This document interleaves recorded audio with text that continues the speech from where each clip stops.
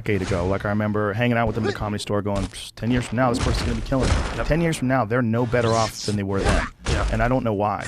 And I don't know what it is. And they can be funny. I've seen them have really good jokes on stage, pretty good stage presence. But for whatever it is, they've never been able to get that real traction and then just build on it with the most. Like, one of the things that I see with you is you have massive momentum and all this inertia that's going towards like getting things done, and you keep building on it. You keep adding to the machine.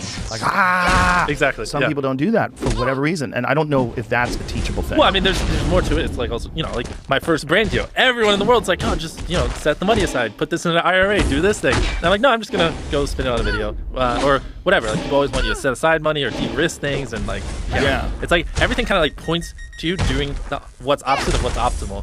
What's optimal for growing a business is hella risky. So it's like, I don't know. But it's also, there's no real precedent. I mean, there is you now, but like in the world of this content creator on YouTube, it's not like there's like decades of history that people could study. Exactly. And that's one of the hardest things. Like, if you're trying to become like a great basketball player, get a fucking mentor. There's plenty of people who have spent their lives, like, an NBA players or college players at a high level. Get a mentor. Anything you're doing, if there's someone who, if you can get a mentor, get it. It's like fucking cheat codes. It's like that guy that I took from 20 grand to 400 grand a month. Like, that would take him like a decade on his own. And I was just like, here you go, just do this, once a week for 8 months. And that's the thing. For what I did, no one has done it. And so there's never any point where I could have a mentor that could help me.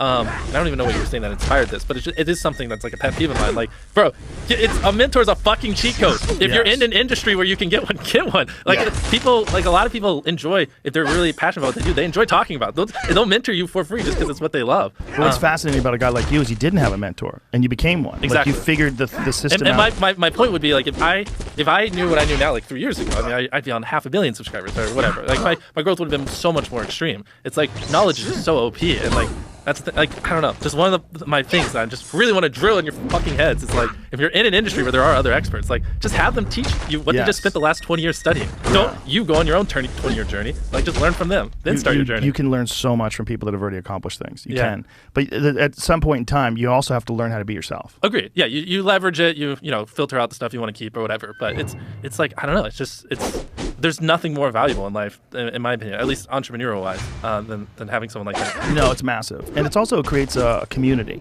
because, like, clearly you've done an amazing service for these people that you helped, and they'll probably play it forward.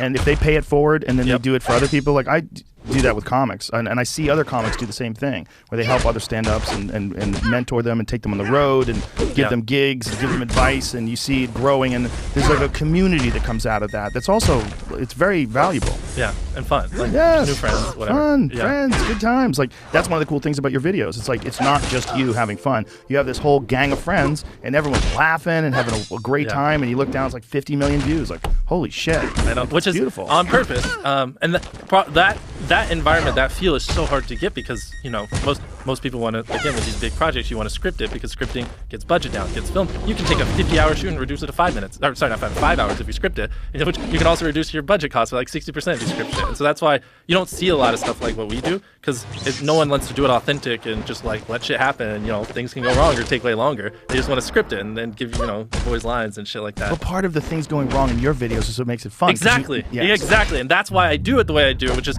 now it's more normal. But when I was growing, especially as I'm like bringing people from LA, like, hey, can you help me? Or other people try to help make this stuff happen. It's like so unorthodox, and like every person has an idea of how you could like make things more efficient. And there always points back to like